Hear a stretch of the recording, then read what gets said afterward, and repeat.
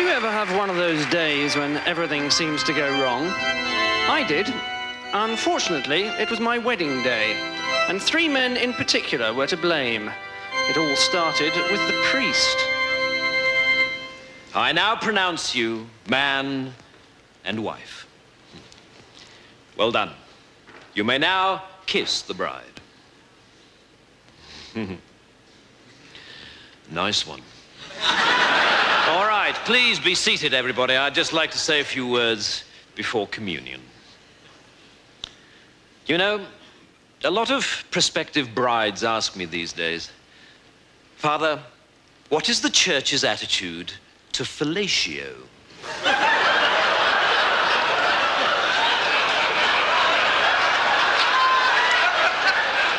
And I tend to reply by telling them a little story about the first time I was asked that question.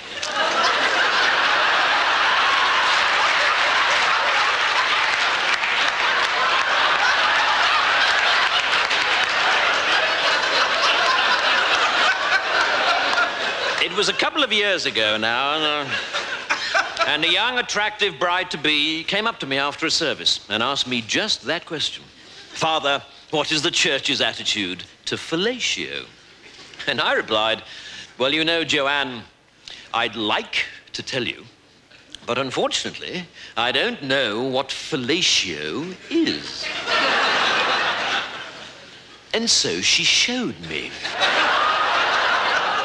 And ever since, whenever anyone has asked me the question, Father, what is the church's attitude to fellatio?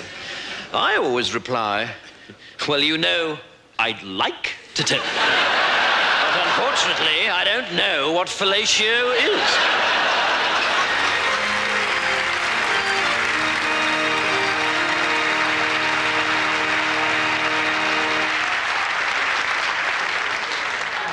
Next came my trusted best man.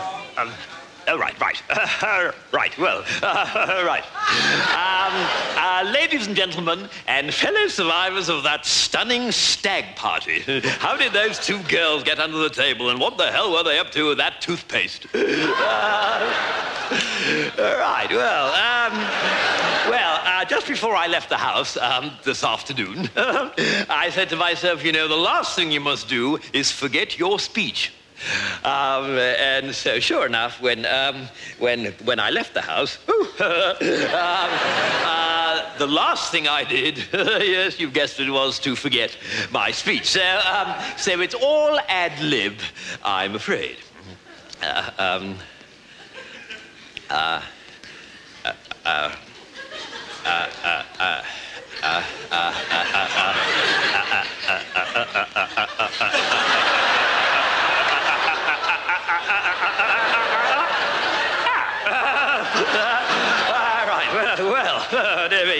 Well, now, where should I begin? I'd like to begin now.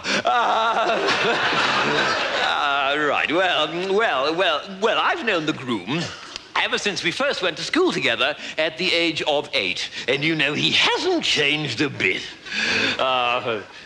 Well, that's not quite true, of course. He didn't have his beard then. And I tell you this, he wouldn't have been able to do whatever he was doing last night with those 2 extraordinary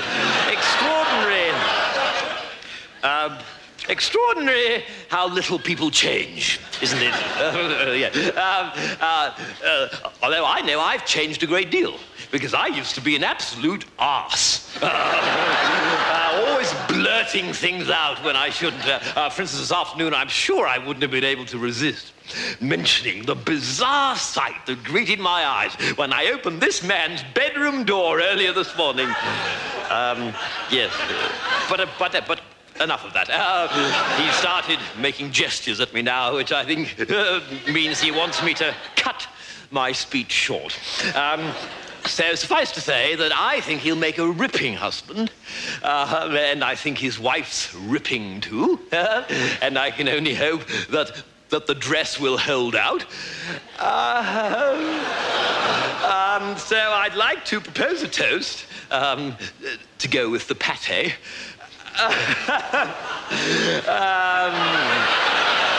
to the groom and to his lovely horse, wife. It's all starting to come back to me now. And I just know that their marriage will be as happy and satisfied as I was when I paid off those 2 prostitutes earlier this morning.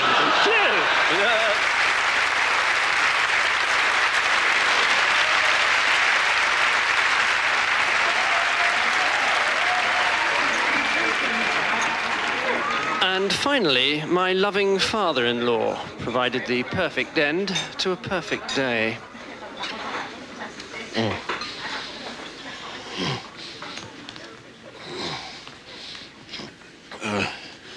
Ladies and gentlemen and friends of my daughter. There comes a time in every wedding reception when the man who paid for the damn thing is allowed to speak a word or 2 of his own. And I should like to take this opportunity, sloshed as I may be, to say a word or 2 about Martin. As far as I'm concerned, my daughter could not have chosen a more delightful, charming, witty, responsible, wealthy, let's not deny it, well-placed, good-looking, and fertile young man than Martin as her husband. And I therefore ask the question, why the hell did she marry Gerald instead?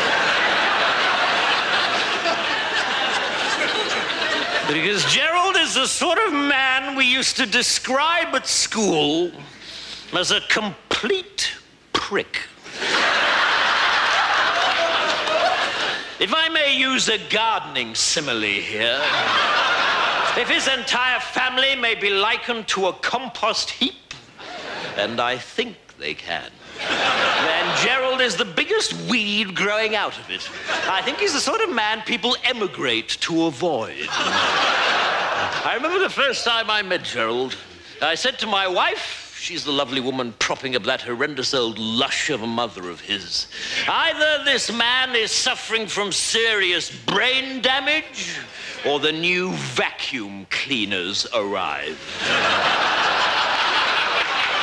As for his family, they are quite simply the most intolerable herd of steaming social animals I've ever had the misfortune of turning my nose up to. I spurn you as I would spurn a rabid dog.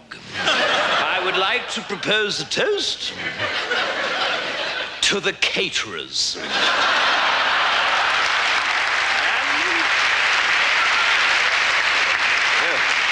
And to the pigeon who crapped on the groom's family's limousine at the church.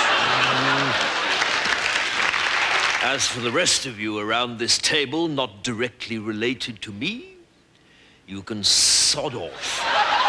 I wouldn't trust any of you to sit the right way on a toilet seat.